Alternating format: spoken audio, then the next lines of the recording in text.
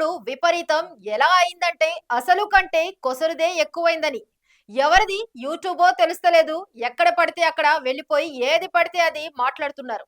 ఎవరేమన్నా అంటే చూసారా జర్నలిస్టులపై దాడి అంటూ చెబుతున్నారు.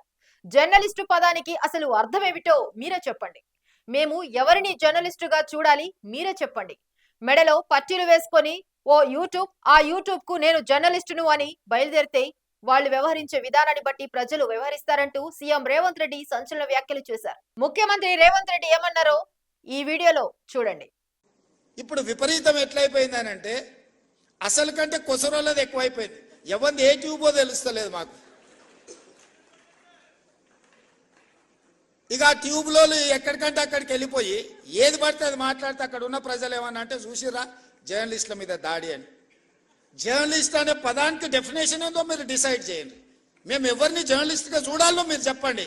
ఎవరు దోస్తే వాడు ట్యూబ్ పెట్టుకొని ఆ ట్యూబ్లో పెట్టుకొని వాడు మెడలో పట్టేసుకొని మెడలో ఇది కట్టుకొని వాడు నేను ట్యూబ్కో జర్నలిస్ట్ అని బయలుదేరితే వాళ్ళు వివరించే విధానాన్ని బట్టి ప్రజలు వ్యవహరిస్తారు.